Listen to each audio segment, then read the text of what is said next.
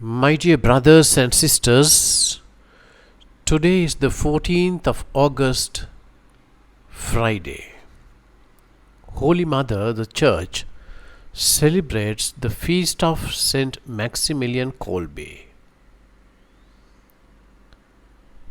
Greater love than this no man hath, that a man lay down his life for his friends.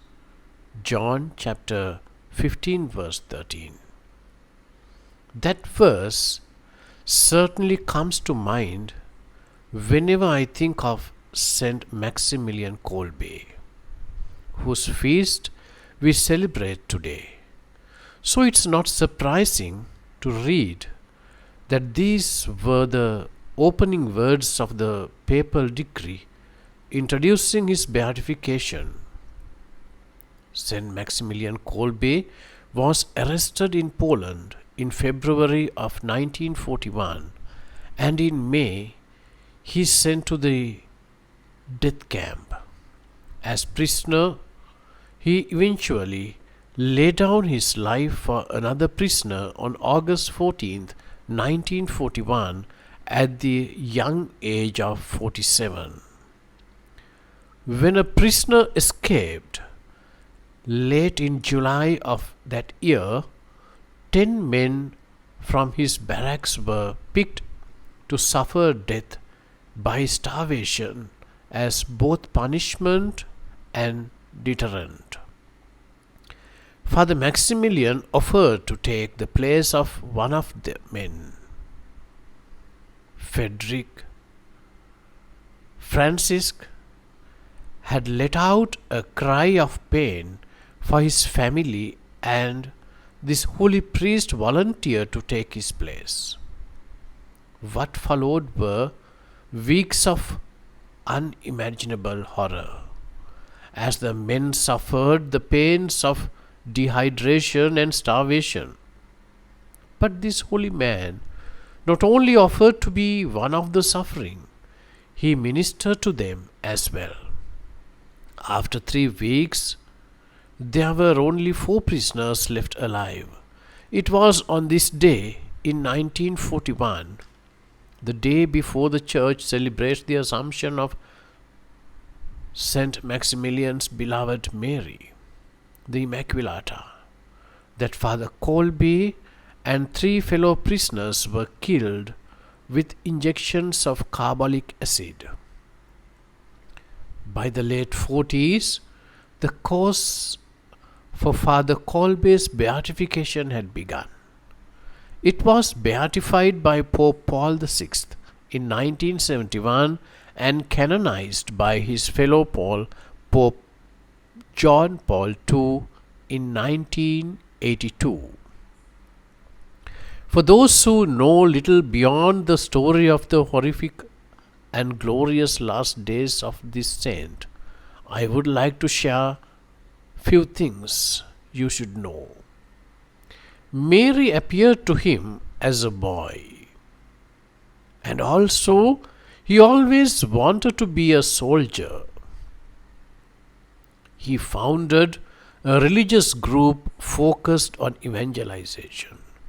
By the time he was in his early 30s, Father Kolbe founded a religious house near to the city of Immaculate, from which to expand his evangelization efforts. He was a master of the new media.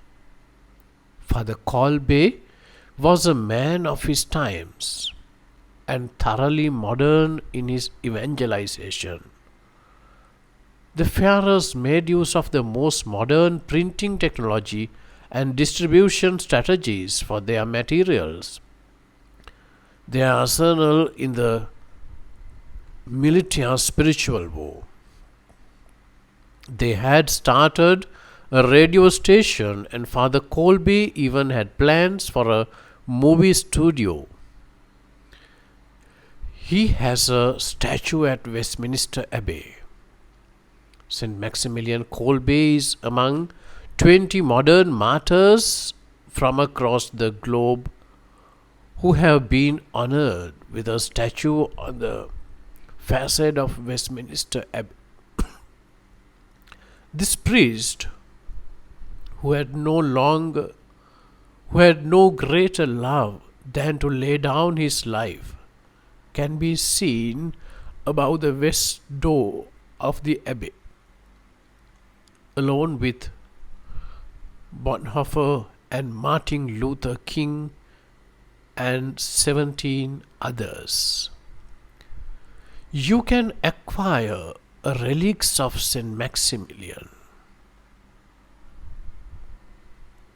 The prisoner whom St. Maximilian saved attended his canonization. He was one extraordinary man in attendance at St. Maximilian's canonization. Francis, though spread the torture of the starvation bunker, he had still suffered greatly. He was in their prison for over 5 years, and his sons did not live to see the day of his release. There are St. Maximilian pilgrimage sites even in America. The Pope declared him the patron saint of the 20th century. St. Maximilian is the patron saint of families, prisoners, journalists, political prisoners, drug addicts, and the pro-life movement. St. John Paul II declared him to be the patron saint of our difficult century.